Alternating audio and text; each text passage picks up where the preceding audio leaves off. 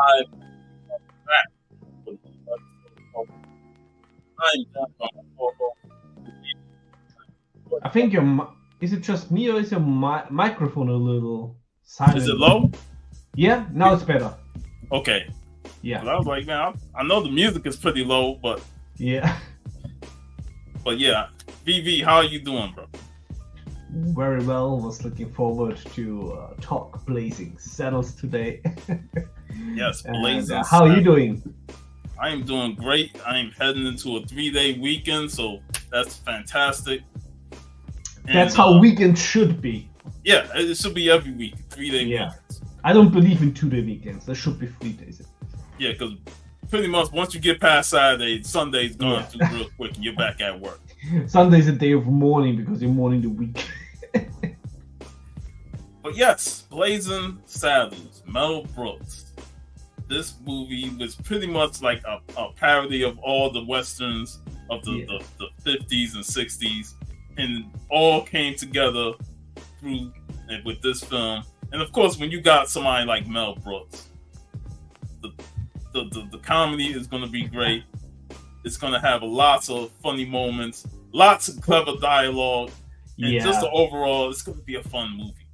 I am a big Mel Brooks fan ever since I was a kid, because basically here on TV, Spaceballs was like every few weeks on TV. Then of course also, I don't know the English title, but it was like Mel Brooks' Verrückte Geschichte der Welt, like the world history movie. I forgot the English title. I absolutely love that one. And of course, Robin Hood. Oh man, Men in Tights. Men in Tights, absolute classic. Blazing Saddles, I never remember on TV. That was not a movie I've seen until I was an adult. Which I think is, even though me, like most Europeans, got educated about the Western time by popular culture.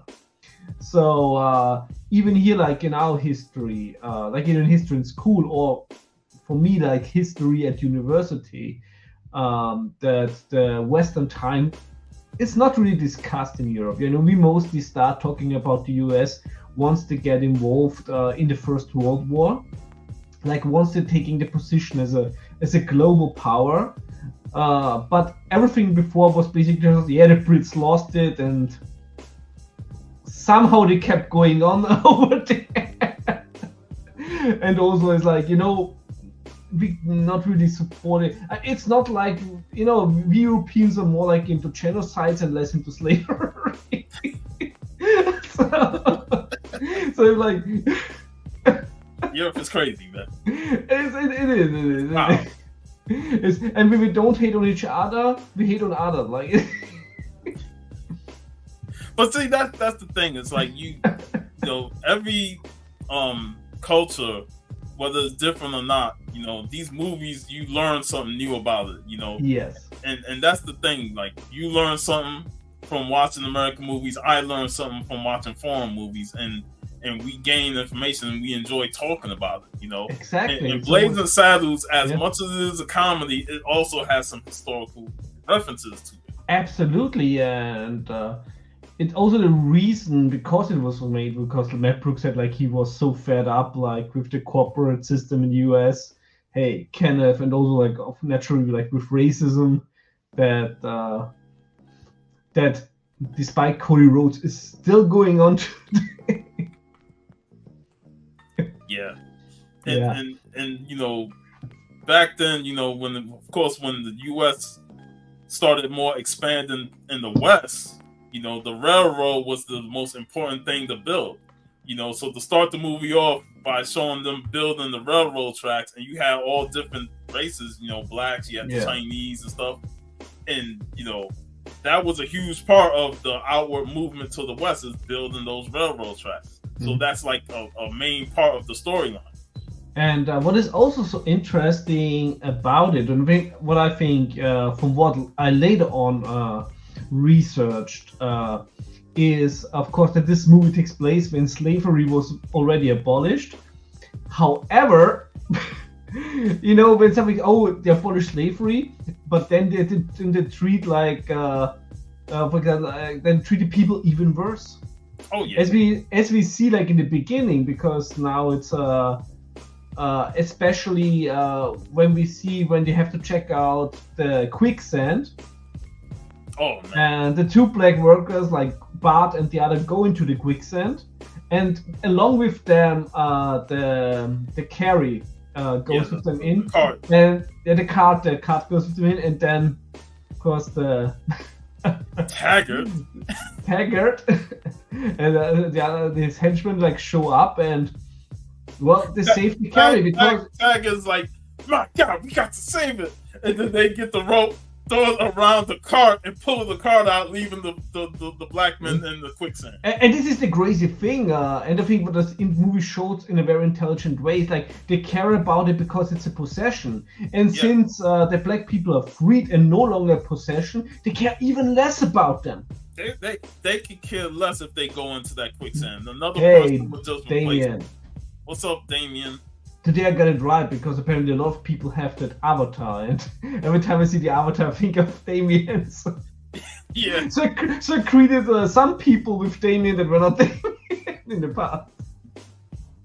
But yeah, like they cared more about that cart because of how valuable the cart is. You know, not only the cost of it, but how valuable it is to the railroad system and how they move and travel. People you can always hire. This is sadly a thing that is also still existing today.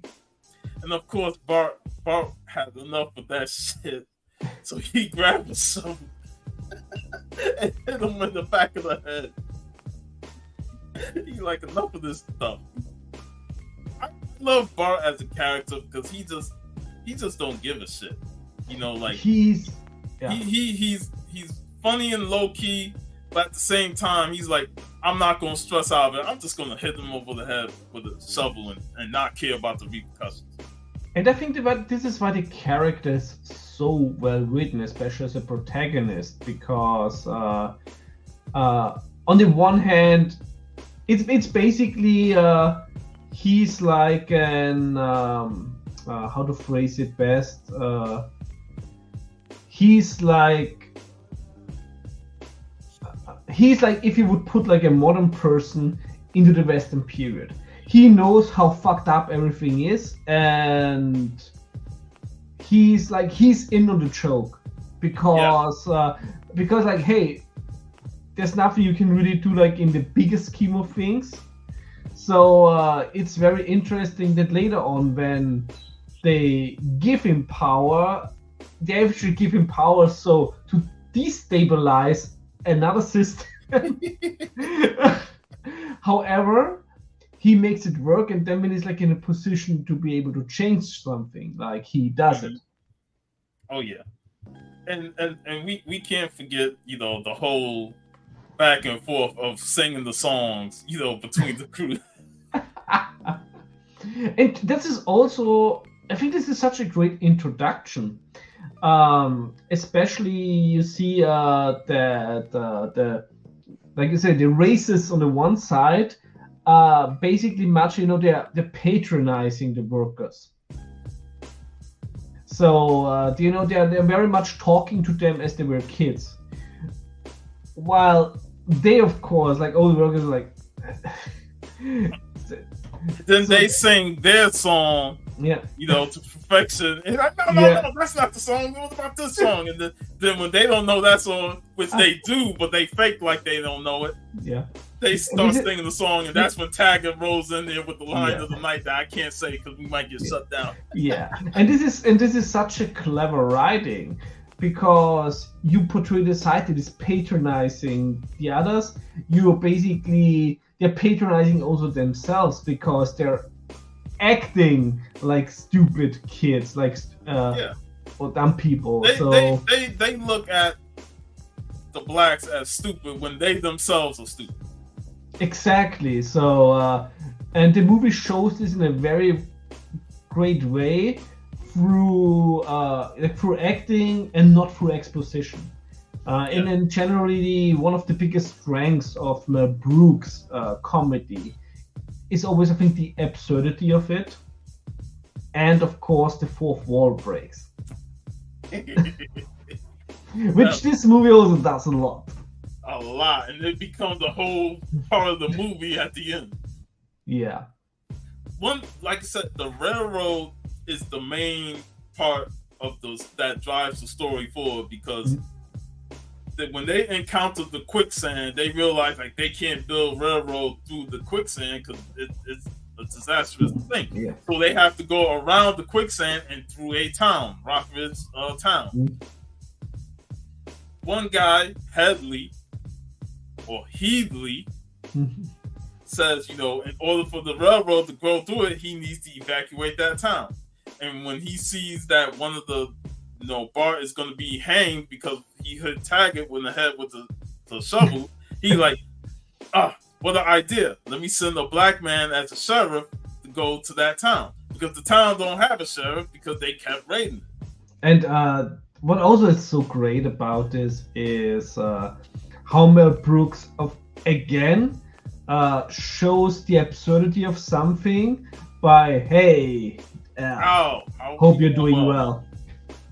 By showing like the absurdity of the whole thing, by mixing history that doesn't fit together, so that the hangman is from the medieval times, and thus showing that this is a very archaic way of dealing with people.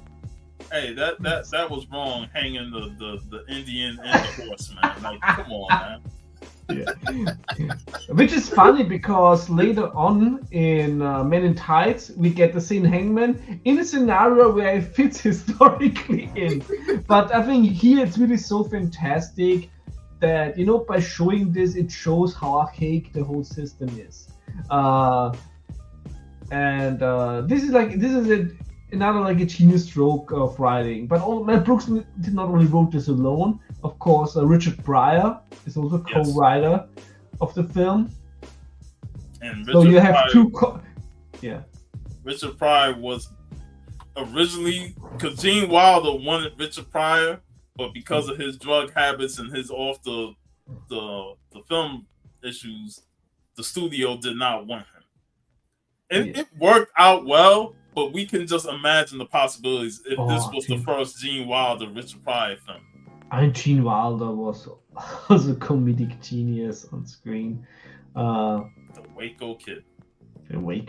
Yeah, he does a great job in this. Because he was offered also the role of Bart, but he said like, no, doesn't want to do it, but he want to play like the Waco Kid. Which was perfect for him. Absolutely, and he does such a great job by making his impact in the movie, but not stealing the limelight of the protagonist. Yeah, because I don't think he comes into play within like almost after a half hour of the movie, and you would think a star like his magnitude would like steal the spotlight, but he plays it as a second fiddle. He still gives Bart Cleavon Little the spotlight to have the movie to himself. Exactly. And everybody plays off each other well, because even Harvey Korman, who played Healy Lamar, he was fantastic in the role that he played. Yeah, but it's like, and this is also a big strength about Mel Brooks comedies in general. It's also with his History of the World, with Robin Hood, etc., where when you watch it as a kid, you have like a very limited understanding of the history of it all, but you can still laugh about it because you not only have like satire, like you not only have like political satire in it, but you also have like slapstick humor in it, lots of it. So, so this is why a Mel Brooks movie usually is very funny for like a whole different kind of people. And of course, when you're a kid, probably also the dialogue is very edgy. Yeah, because when you're a kid, dialogue can go over your head, and then when you watch it as an adult, then you truly understand what they talking about. Like, oh, I catch that reference, I catch that meaning. So you laugh at stuff as kids thinking it's funny when you really don't know what it is. Yeah, for example, for me with a different movie, for me was exactly with Police Academy. When I watched it as a kid, I one of my favorite movies, and then when I watched this as an adult, it's like, oh, there's so many things I didn't get as a kid. Bro, Police Academy is like the most adult comedy ever. Like, you really have to understand the jokes that they tell in that film, because as a kid, the shit flies over your head. But when you get older, they're like, oh shit, that's what they do. We have not talked to Police Academy film. No. We should talk to Police Academy movies in the future. Yes. Right until Moscow. Oh my god. And that was my least watched movie of all of them. Like, rightfully so. But yeah, this film definitely, like, the stuff that they talked about in this film in 1974, it just gets better and better as years go on. And that's the true hallmark of a Mel Brooks comedy, is that stuff that you didn't get then as a kid, you get now as an adult. Yeah, and it's so interesting when you think about it, because a lot of people always say you couldn't do this movie nowadays, but they always say it for the wrong reasons.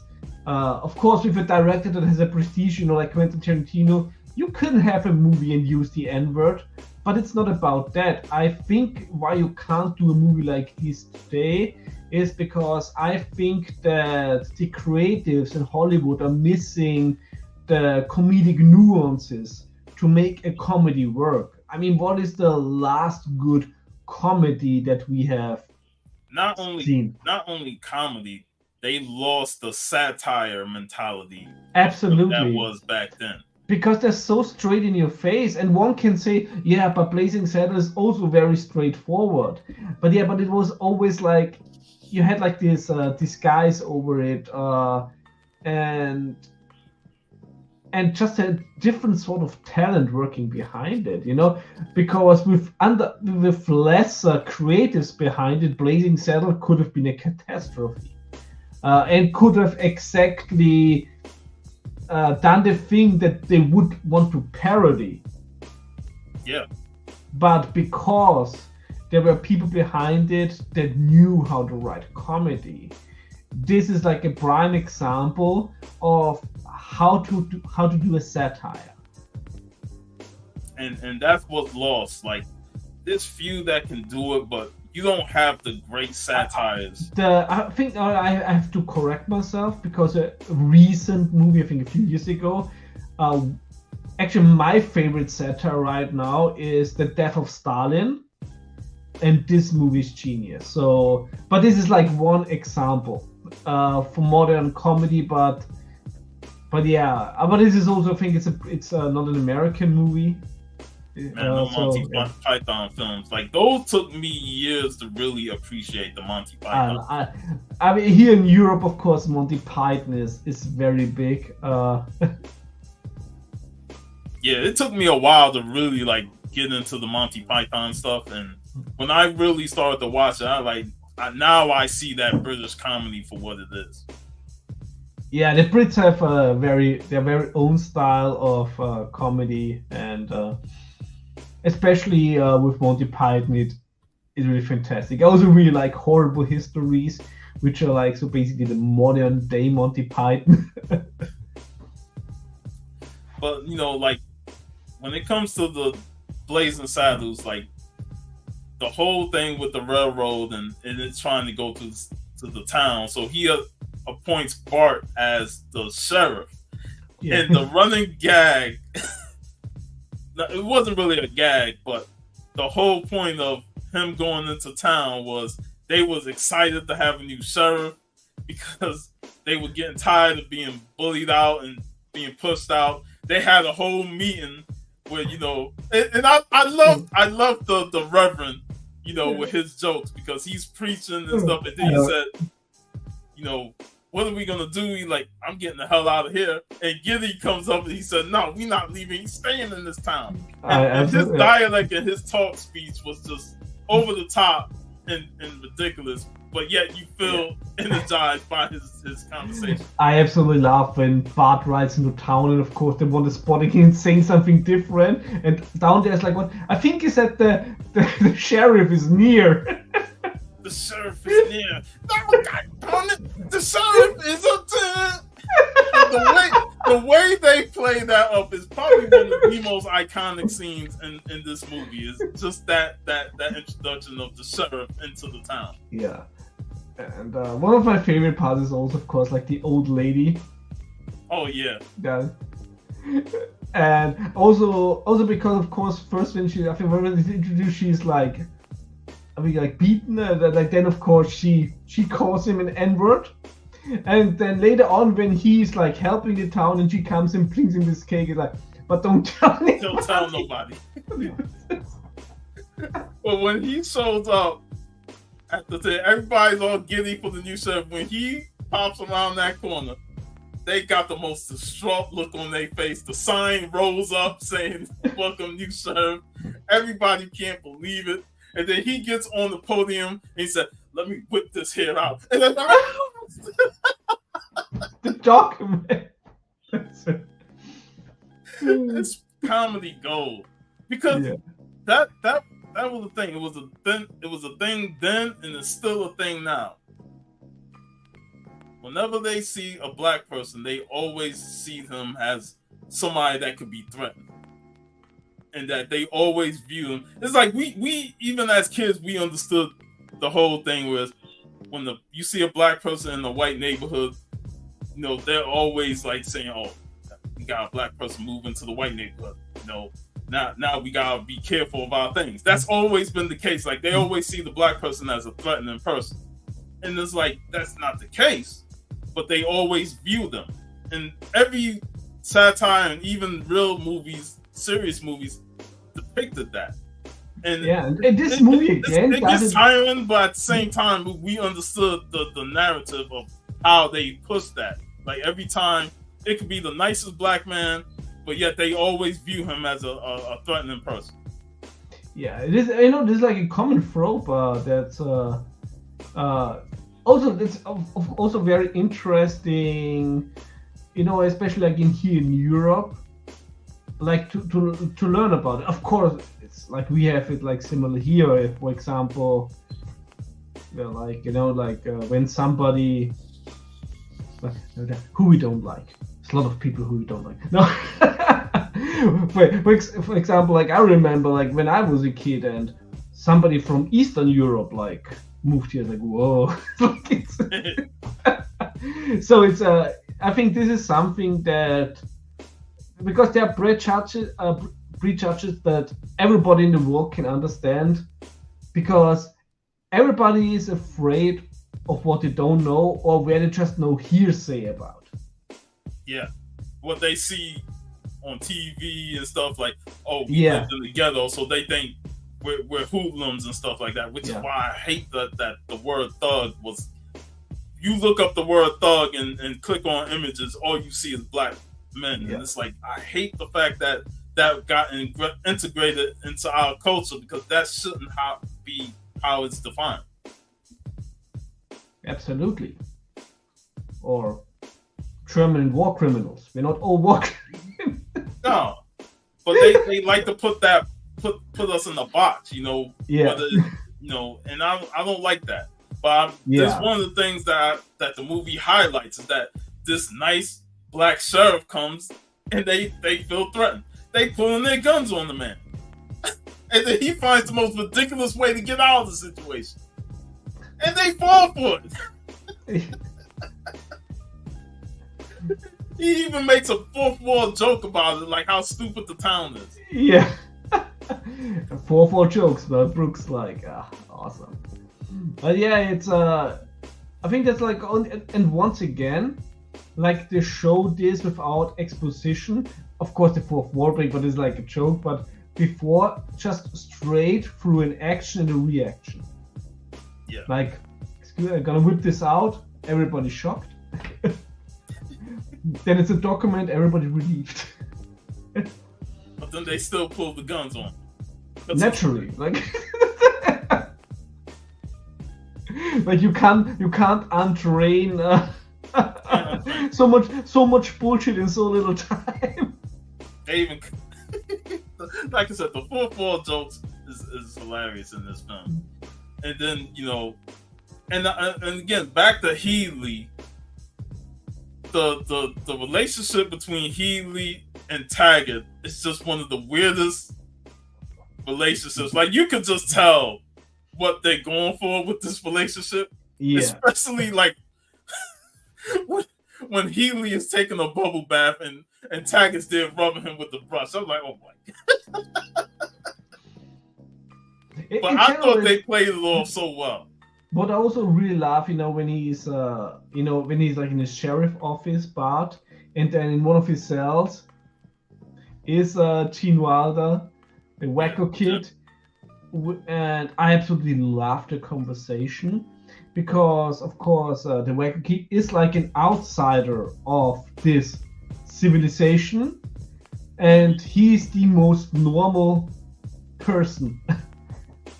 Regular person, man. Just a regular person. So, and we don't really get no backstory on why he was there, but it doesn't matter. Yeah, exactly. That's the thing. Everybody saw because the way he said, "Oh yeah, he doesn't fit in with the system." That's it. That's all we need. Exactly, and so doesn't matter why he's here. But yeah, his introduction was really good, and like you said, the conversation between the two was great because they're getting to know each other. Why you call yourself? Why are you the Waco kid? Like, and he's the fastest hands in the West. And it's like, and that's another joke. It's like, yeah, he's so fast that he can make an item disappear and have it in his holster, but we never really see him shoot a gun outside of when he had to blow up the dynamite. Yeah. But when it comes to shooting the gun towards somebody, it's quick, fast. So it's like that the Waco kid has this ability, but we really don't see how he utilizes it. But we don't care because it's hilarious. And it plays on that trope of that's how the Westerns were, like quicker to draw. Who pulls out the quickest. Here they just play the joke like he pulls out so quick you don't even see him pull the gun and shoot. I love it. Absolutely. Also, what we haven't talked about was actually right in the beginning of the movie. Of course, the Blazing Saddles song. Oh yes. Which worked so well because Mel Brooks didn't say the composer that it was a parody. So he wrote like a song like for a straight western movie, and this is why the song works so well. I thought of using it as background, but I was like, nah. Yeah. Don't also, the copyright gods. And also, the music that plays throughout the film, and we got a Count Basie appearance, with his orchestra playing the theme for April in Paris for Bart. They even acknowledge the whole orchestra right there. Yeah, that was a fantastic fourth wall break. So it's like the movie is just full of gems. What else? The funny thing is actually in the movie that the whole plot could have been resolved by the measure they took, like in the final act, if they just built another city. Yeah. But, they needed the rest of the railroad crew to help build it, so, yeah. It was a bit too early. Oh, yeah. But once Healy gets word of what the sheriff is doing and how it's starting to backfire in his face, because he sent a black sheriff in there to drive the people away from the town, but it didn't work. Exactly opposite was he's like, actually, like it's people getting more decent there. So it's his first goal was to send in the quote that I have, the great violent Mongo. And they think, oh, we send this mountain of a man, he'll wreck Bart easily. He's like, is like, don't shoot him, just make him angry. So what are you gonna do? I'm gonna dress up like this mailman and give him a package. Yeah. And blow him up. Didn't kill him, but just blow him up. Exactly. Incapacitated. And that's why I use that quote. Mongo only pawn in Game of Life, because that quote actually is true to life. Absolutely. It always stuck with me growing up. The more and more I watch this film and how this movie plays out, and you realize like that's pretty much regular people in life. Exactly. And every time, to everybody who listens here, every time you look at the whole thing of it and think, oh, this system is flawed. No, the system works as intended. It always works as intended. You got to have the right mindset to move from being a pawn all the way to king or queen. Yeah. You gotta get through the knights and the rooks and the bishops. But sometimes some people are just they stay as pawns. Others make it to the top. Yeah. But yeah, Mongo, he was a pawn for life. Yeah. But he saw the light and switched sides. Isn't it also funny that Mel Brooks only cut out one thing, but they wanted to cut out more things, and of all the things that the studio wanted to cut out is like the farming scene, which is basically such a such a no scene, because it's just like fart humor. So it's actually one might think that this would actually be the least offensive scene for the studio. When you got a whole bunch of dudes eating beans and drinking coffee, the amount of gas being passed is going to be enormous. Yeah, and I think that's also what Mel Brooks thought is like, that was missing from all the Western movies he saw, because everybody was like beans eating beans. Or for example, with Lily von Strutt, with that amount of sauerkraut, she's gonna have a concert like in the night. I was like, damn, man, is Alex Wright gonna make an appearance, man? The big bratwurst. Man, I thought she killed it in her scenes. Yeah. That whole play when she did "I'm Tired" and stuff, that actually was really damn good. Like, very good, and she really nailed the whole Marlene Dietrich vibe.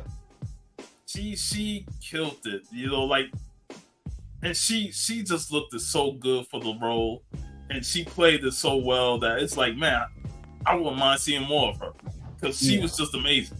And this is the movie that launched her and Mel Brooks together to do more films, because Mel Brooks really got the absolute best out of her. Yeah. Also, I think both are still alive. No, I think she passed away. She passed away. Yeah, she passed away in '99. Because I remember her being on the Cosby Show that came out in the late '90s, and she died right during the 4th season. Ah, okay. No, but Mel Brooks is still alive, luckily. Yeah, Mel Brooks is still alive.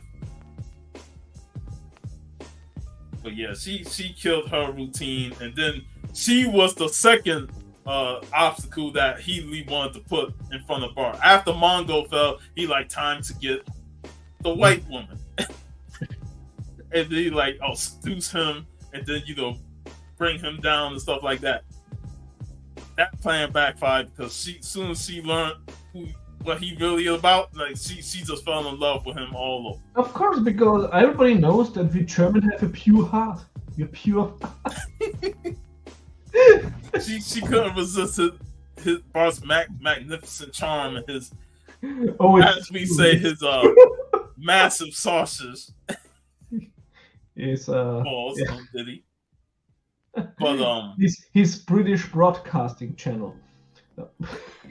But yeah, she that whole plan failed, and she fell in love with him to the point where he's got to come up with something.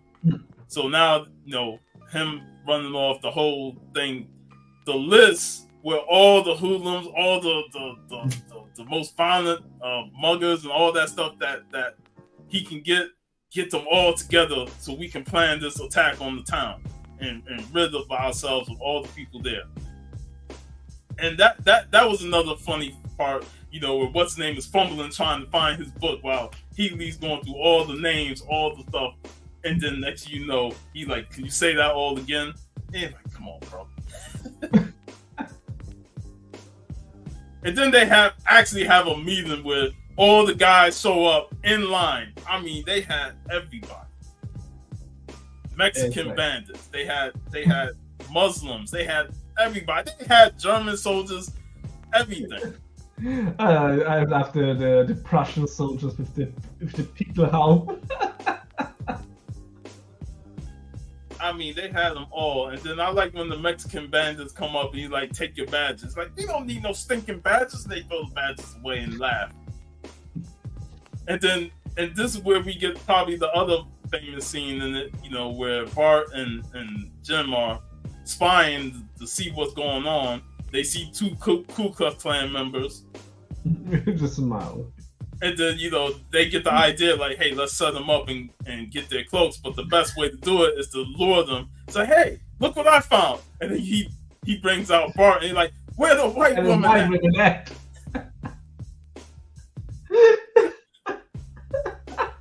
That's the best way to piss off the KKK. They get after and the next thing you know, they beat up those guys and take their robes. And, man, I've seen that scene more times on Instagram than anything else. I was like, but yeah, they disguise themselves as the KKK to get close to Healy. But the thing is, Bart forgot who he was, and when Healy say sign the book, he fucking exposed his hands. He's black, and like, oh no, that's just, you know, some wax. You know, it can easily rub off. But yeah, the movie is just over the top nonsense, and that's great. Yeah, it is. And also, I think 96 minutes, the ideal running time. Oh yeah. And then, you know, like once they evade the bandits and stuff, they said, man, we're going to need some help because we got to build the fake town. The only way they can build the fake town is to go back to the railroad workers and get his buddies.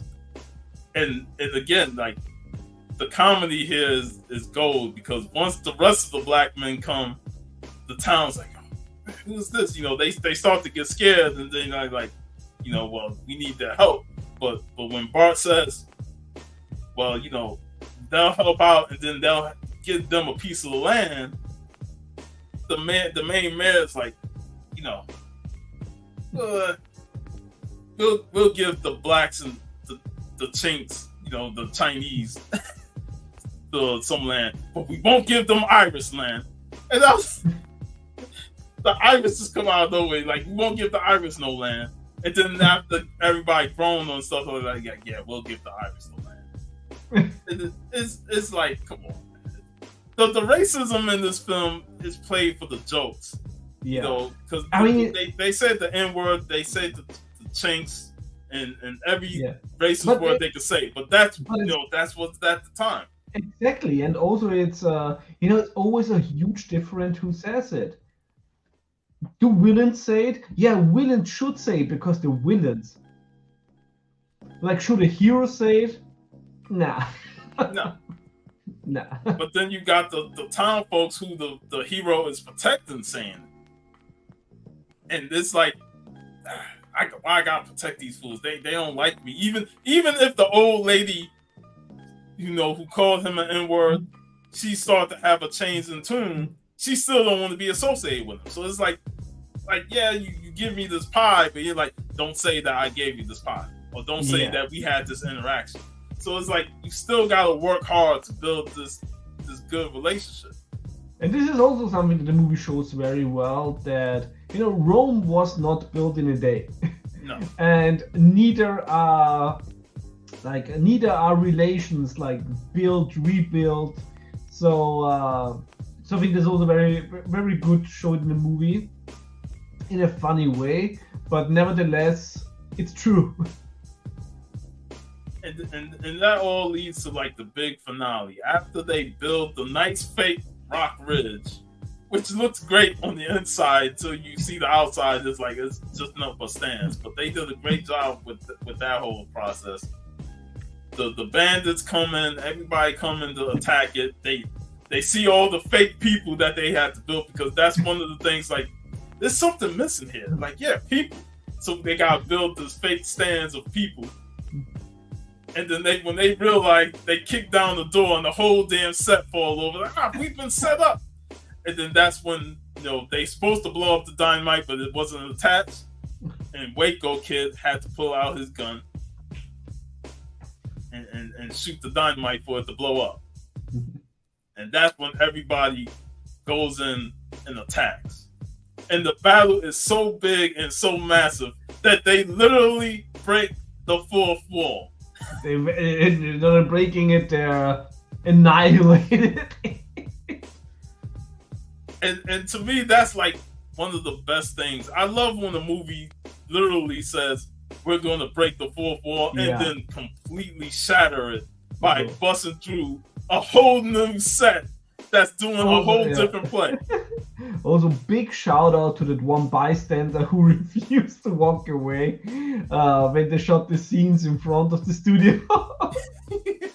So Mel Brooks just make him sign like at least that he's like in a movie. He got his part. Yeah. And the whole fight goes from one play with the director, trying to teach his people how to do the dance right. He messes up himself, and then the fight spills there, and everybody fights there. And then it spills out into the streets of Burbank. It's like this is wild. Like the first time I saw this movie, I was like, "Holy shit, what the hell's going on here?" It's like as a kid, your brain is trying to process what really is going on. Is this a movie? Is this a movie falling into real life or something? It's like when I watch like Stay Hungry, and the end scene with all the bodybuilders running out, I always had to think about the Blazing Saddles, who did it first, obviously. Yeah, it's like in Naked Gun 3 when they redid that whole scene from Untouchables, and you had the post office coming down and everything. Oh boy, that Untouchable scene. The Naked Gun ruined the Untouchable scene. Yeah. It ruined it. The Pope. But Blazing Saddles just went off the rails with the fourth wall breaking, them fighting in Burbank. Healy running to get in the cab to escape, go to the movie theater, tried to get a free ticket, but he had to pay extra. Gets the popcorn, goes into the movie theater to watch the fucking movie on screen, and then he sees Sheriff Bart pulls up on the horse like, oh shit. Like I said, it's like this is just so absurd, but it's in the best kind of way. Then him and Sheriff Bart has a final confrontation. Sheriff Bart is like, I'm gonna handle this without my gun, and then he's like, aha, I do have a gun.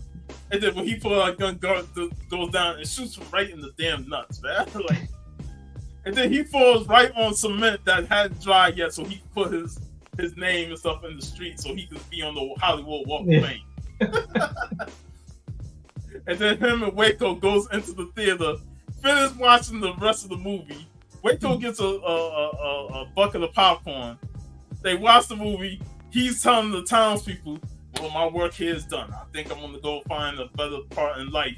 And the townspeople said, bullshit. They saw what it was. He walks off. He meets Waco in the middle of the road with the popcorn. And he said, where are you going, man? Nothing special. And he said, well, I'm joining you going to nothing special. And then they switch to the car. They get on horses, ride the horse for a little bit, then they get off the horses and switch to a limousine and drive off, man. That's the best ending ever. It's crazy. It's crazy. But as it is, that the character of Bart is actually not that absurd in history, because there was a black sheriff. Yes. Bass Reeves. Bass Reeves, and I will talk about this book here, but this is the character here, or the real life. And he plays a role in this book that you AOK'd me a few weeks ago. Lucky Luke, a cowboy in high cotton. Which is so crazy because you had no idea who Lucky Luke is. I have no idea. It's so crazy. It's so crazy because this would be like, for European, where like Asterix and Lucky Luke is so big, that would be here not knowing who Batman is. Like I said, when I looked it up, the cartoon premiered in the early 80s, like 81, 82. It didn't do so well here in America, so it never really got replayed. And when they did the second series in, I think, the early 90s, America's like, nah, we good. But like I said, I never knew of Lucky Luke. And here it's like, there's 2 cinema movies. The first one, where Lucky Luke is portrayed by the one and only Mario Cirotti, aka Terence Hill. You know the Terence Hill and Bud Spencer movies? I looked it up, and I'm like, if we could get a chance, I'll watch those films and I'll talk about them. Because those are like also huge here. And like I said, it's so interesting on the one hand that the Western period in European history is not really taught in any schools. However, Western movies, on the other hand, and Western in pop culture, like in comics, like with Lucky Luke, huge success in Europe. And you know what I love about this story is, Lucky Luke is getting the inheritance to somebody who was a big fan of his, and it's in the deep South in Louisiana. And even Boz is like, man, I ain't trying to go back to the South. That's where I came from, and I worked hard to get the hell away from there, and I'm sheriff now. And Lucky Luke think it's going to be a breeze. It's going to be easy. Little did he know the type of things they do in the South is like, this is not going to be easy. And it's also interesting. I think that the whole setting also changes the whole world of Lucky Luke, because usually Lucky Luke is a very light-hearted comic book series. And Lucky Luke himself is like, he's like a Boy Scout, like he's like a good doer, a good doer and everything. And this book, since it tackles a more serious topic, and the racism in the South, the whole change of scenery is that Lucky Luke is, with his positive attitude, like out of place. And on the one hand, like he tries to help the black people, but they mistrust him because they have only bad experiences. And of course, all the white people in power also mistrust Lucky Luke because he's like also from a different setting. So it's very tough for him to. But they want to get on his side, of course, for the plantation alone. They don't care about him. They care about the land. Exactly, they care about what you can own. And so they invite him. They invite him to the party, and it's like very, very southern rich people living rich lives, and they're looking at him like this outsider who he think he is. But at the same time, they're trying to coerce him into that lifestyle because they know that he owns the land, so they want to try and ease him into that lifestyle. Yeah, because they only care about the land. Yeah, and it's so interesting. On the one hand, how of course Lucky Luke is disgusted by the whole thing, and also how shocked he is. Yes, like he never experienced this because he's been in the West all his life. So for him to see this huge shift in how people act in this area, he's like, this is appalling. The first thing he does when he rolled into the area is he see a black kid being tortured by 2 white men. So he saves the black kid and beats up the men. And little he know later on that kid was a part of the same plantation that the person that he inherited ran. So I thought the story was really good and engrossing. To the point where when it got to the Dalton brothers. The Daltons are the main antagonists in Lucky Luke comics. Yeah. But when they were going through the swamp and all that stuff, I was like, all right, it's funny. I like it, but I'm like, I want to get back to Lucky Luke's story. I know that was more interesting to me with how he was going to deal with it. Absolutely. I also really like, when you first met Socrates, and he shook his hand, and it's like he was like the first time like a white man like shook my hand. Yes, and even the lady, the black lady who had complete distrust in him, she had to gain some trust later on when she realized that he was the one that saved the kid who she knew. So, again, I thought the story was really good for the setting. And of course, Boss Reeves only played a part in the beginning and the end, and we didn't see him in the middle. But he played an important part because black folks in the South saw him and like, what, a black sheriff? So that led them to say, and it played a part in the end where like they can go out somewhere else and be something. They could be somebody. So, and we also saw little Oprah. But yeah, it's like I really enjoyed this book. And I read it twice. That's how good it is when you read it again to get the full understanding of it. It's an easy read, but and I thought the artwork worked well for it. Like it's cartoony, it's the French style. It's the French style. Yeah, well, it worked well. Like this part in them in the swamp, is comedic, but at the same time, it works so well with the characters. Yeah, and what that book does, I think, so well, since like as I said, that Lucky Luke usually is like it's much more lighthearted. That it really covered like the whole topic with respect, and a lot of the things they couldn't show were left between panels for the readers to imagine. Another thing I liked is when Boss Reeves enter at the beginning. And you had a variety. You had an Indian there, and he knew exactly what the Indian said when he said it in his language.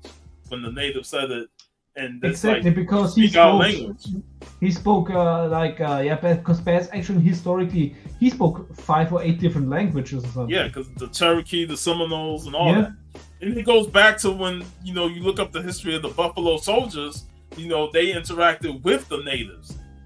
So they learned a lot from them. So, man, it makes me want to read not only more of Lucky Luke, but just once again dive back into Boss Reeves because his character was so important to the historical context of black slaves that become something. Wasn't there like an Indiegogo campaign 4 years ago, something with a comic about him? I need to look that up if it went through and stuff because like I said, I've always heard the name Boss Reeves and I didn't really start paying attention more of him until I started researching when the internet really started blowing up. And I was like, and I know Delroy Lindo played him in the Harder We Fall that came out a few years ago. And Delroy is just an amazing actor himself, so if we get a chance to talk that film, then we can definitely talk. As always up for Western. Yeah. Idris Elba, Jonathan Majors, a lot of great actors in there. So, but yeah, I really enjoyed this book, and once again, thanks again for sending that to me, man. Because I was reading it because a friend of mine gifted me the German version for birthday. He always gives me comics for birthday, and so it was really it's really good. Since I haven't read Lucky Luke in a while, of course, when I was a kid, I know all the early Lucky Luke stories, all the movies, the cartoon. But it's it's still a quality comic book, and then when I saw that they also are in the UK, they're publishing them in English, I said I have to get you one of those. I appreciate it so much because, like I said, there's a lot of things that both of us don't know of, and we learn, by sharing with each other, and that's the thing. Like this book, not only I get to learn about Lucky Luke, I rediscover Boss Reeves. Yeah, a character that I knew about, but I also forgot about. So it reignited my love for not only westerns but for studying more historical characters. Yeah, very happy for that.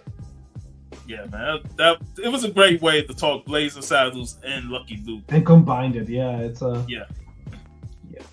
But I mean, for next week we're gonna stay in the desert, but on a different planet. We're going to Arrakis, Dune. This next week we'll be talking the 1984 Frank Herbert film. Yes. And then the week after we're going to talk both Dune parts 1 and 2 of the recent films. Exactly. And personally, I think I like both projects, but I think that Frank Herbert's vision until now still hasn't been fully brought to the cinema. Probably never will, sadly. But yeah, that's gonna talk about next week. So I'm looking forward to it because I'm a huge fan of the books and also plenty of comics of Dune. Oh yeah, I kind of fell off with the recent one, but I did enjoy the comics when they first came out on the book. Yeah. But yeah, I'm looking forward to that. Jace may join us for them, depending on if he gets out of work. Yeah. You know, but fingers crossed. So other than that, and I think there's a comic call crew for tomorrow. Yes, I saw the countdown on Instagram, and you're having a very interesting topic. Is why are comic book shops going out of business? And I just saw a post from Comics with Beulah before you popped on about a comic shop closing. You know, after 40-something years. And it is like that. It's when I look at my pull list from a few years ago, when I look at my pull list from last year and look at my pull list now, I'm basically down to Vampirella, Red Sonja, Conan, and some German comic books, and of course like the horror magazines, Shudder and Vampirus Camilla. So and like I posted yesterday, I even had to throw away a comic because it was so bad. The Deathstalker comic was horrible, atrocious. Wow. They massacred my boy. Wow. Threw it in the trash, burnt it. As I said, I in the paper trash, so it can be recycled as a better comic book, hopefully. Because you don't want nobody else reading that garbage. Exactly. Usually when I read a comic and I either just like it or I don't care about it, I bring it to like a local library so people can just get it for free. But this, I don't wish this book on anybody. I don't blame you, man. Yeah, this is like the book is so bad. That's why I tell people when it comes to the X-Men, avoid Chuck Austin shit because that man was fucking terrible as a writer for X-Men. I hated his run so bad, and certain stuff I'm like, yeah, do not buy this because it is garbage. Yeah, I won't wish nobody to read it. Yeah, it's like that's also a thing that everybody has to discover because I think everybody when they start reading, collecting comics is like, oh, I'm gonna be a completist. It's like, nah, don't be a completist. Ignore the bad ones. There are Conan comic books that I wouldn't touch like with a glove. Hey, them '90s Conan, the last part of the Marvels run, the covers are not that good. They're not good, but there's some decent stories, but decent stories and stuff. Yeah. But man, them cover arts was like But the Hunt for the Serpent Crown by Ahmed, like from Marvel, that was such a fucking stupid book. And I'm like, hell no. And this is going to be like the discussion tomorrow about these comic shops. Like everybody is shrinking their pulls. Even I'm not buying as much comics. Exactly, and I say when you suddenly witness, because very often with a lot of things, I am very self-aware. I have very niche interests, and I do not represent the mainstream. Or even like, I'm even a subgenre of subgenre. I'm very much in the underground, so I basically don't really represent anybody. But to see that a lot of comic book readers are like shortening the pull list or just getting out of the hobby completely. This is not a coincidence, and Nope. there are good comic books out. The new the Conan run at Titan is fantastic, absolutely fantastic. But when you look at the amount of quality, not a lot of quality out there. You really have to search for things. And with some recent Red Sonja comics, I am very lenient. And I like I said, I've been like cutting back on Red Sonja and Vampirella, just sticking with the main runs. Even the main run of Red Sonja, I'm not really like engaged with as much. Yeah, it's basically reading it. It's like it doesn't offend me that much, which is a quality side these days. But it's just not engaged in that. Yeah, it's just like, I'm gonna read it, like it's a 5-minute read, and then it's like, that happened. While the recent Conan run is like, I want to have the next bloody issue. Yeah, and the Savage Sword is just, oh man. Yeah, great. And I remember, I don't remember, but when I'm reading Bronze Age comic books, there's no real drop of quality. Of course, there are some better, some not so good stories, but I would say that 90% of what I've read, like in the Bronze Age, was fantastic, and still in the Copper Age, and even like in the early 2000s, when you read something that there was like still quality out there. I'm not the biggest Captain America reader, but the Brewbreaker run, this is something that people will still talk like 50 years from now. But when you look at is there anything at Marvel or DC right now where you think that people will remember this? And that's the sad part. And like I said, when it comes to my shop has been good to me for a long time, since the beginning. I would hate to like just completely drop off from them, because they're a great shop. They don't mark up prices or nothing like that. They sell stuff to sell. And when you have like good shops shutting down, that's a problem. Yeah. Then it really shows, when you have like shop shutting down, that adapting like to modern technology that not just a museum. Yeah, the museums need to kick rocks. Yeah. They ain't looking to make money. Yeah, it is tough, because I also love my comic shop. I'm still spending roughly. I think I used to spend like 300 euros a month. Now I'm spending 100 euros a month because the books that I have are kind of expensive. Yeah. But it's a few and fewer that I'm pretty sure I'm not the only one.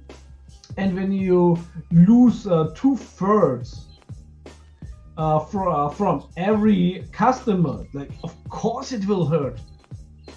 And when you got rising expenses and all other things that's going up, it's like you have to find something to cut out, and comics are going to be the number one thing, because it's like, yeah, I love comics and I enjoy reading them, but if I have to cut something out, they're going to be the first one to get axed. Exactly, and I have so many comics. I have so many comics, so many movies, so many novels, that until the day I'm dead, I'm good. Yeah. We got plenty to read, plenty to watch. Yeah, it's all this shit will outlive me, and some of the stuff probably will never be reread because there's just not enough time. Yeah. But yeah, that's a sample of our discussion for tomorrow. Yeah, I'm very much looking forward to the show. Yeah, so other than that, hey, I hope you have a great weekend, VV. I'm gonna have one. I hope you have a fantastic long weekend. Oh yeah, and shout out to the people that joined us in this chat. Al, get well soon, brother. I'm definitely worried about shops too. And of course, Kenneth, thanks to you guys for joining us in this conversation. And yeah, we'll be back next week talking Dune 1984. Peace out, y'all. Have a great week. Have a fantastic weekend.